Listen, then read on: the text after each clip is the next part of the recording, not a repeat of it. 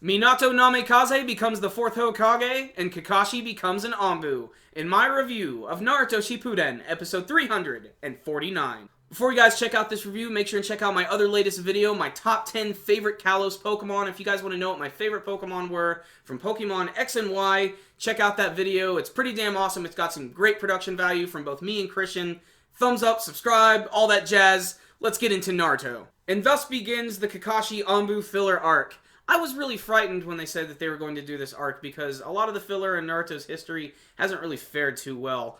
But honestly, this episode surprised me quite a bit. It actually seemed like it jumped right out of the manga. And this is actually an arc that I think that manga fans will really appreciate because a lot of the stuff that you're going to get in these episodes are things that they've never really even talked about or elaborated on in the manga or even in the anime. And then there's also Minato, who's actually becoming the 4th Hokage for the very first time. And there's a lot of really big build up to this, like you actually get to see the negotiations with the daimyo of the actual Fire Country. You get to see Danzo opposing the 3rd Hokage the entire time, and it gives just a little more like depth to their actual relationship. And you get to just see that Danzo just was always such a prick. He's probably one of the most unlikable characters in the show. I mean, don't get me wrong, he's a badass ninja and everything, but you love to hate him. The King of Pop, Orochimaru, also makes an appearance this week. You get to see him working with Danzo a little bit, and this all sort of connects with everything that goes on later, which I really liked. But the most important scenes this week are really, I think, the scenes with Kakashi. I felt that they were the most impactful, and honestly, I thought they were going to focus on them the most, but honestly, they focused on them the least, at least until the end of the episode. But what I like most about it is we've never really seen like how he dealt with the death of Rin before. And it's obviously affecting him on a social level. He's not really interacting with anybody anymore. But really it's affecting just like everything about him, like especially his training when he's trying to use the Chidori again.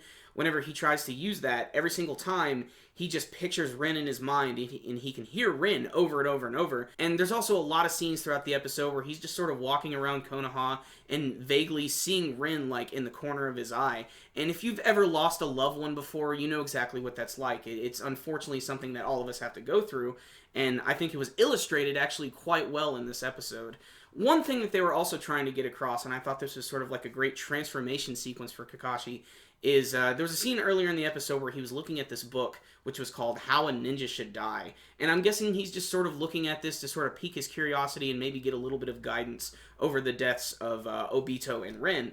But still, I like how at the end of the episode, Minato actually comes in and he recommends him to be an Anbu after this one mission actually goes awry, which is kind of strange, but he also does this so that Kakashi can sort of be his right hand, and I think that's a very important thing to do.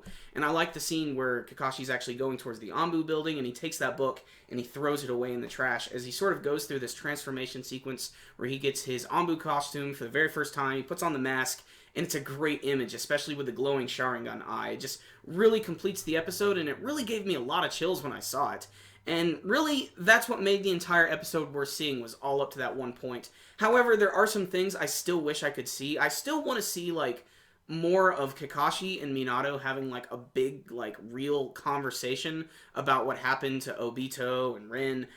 I don't know, I don't want it to be, like, in, like, First Blood Rambo, where, like, you know, Rambo spills his guts at the end. I don't want it to be like a big like Vietnam speech or anything, but I just want a little more closure from both of them. And I don't know, maybe we'll get that in the manga version at some point. Who knows? It's kind of up in the air at this. But still, otherwise, this was a pretty damn good filler episode, which didn't feel like a filler episode. And there were a lot of things I didn't even touch upon.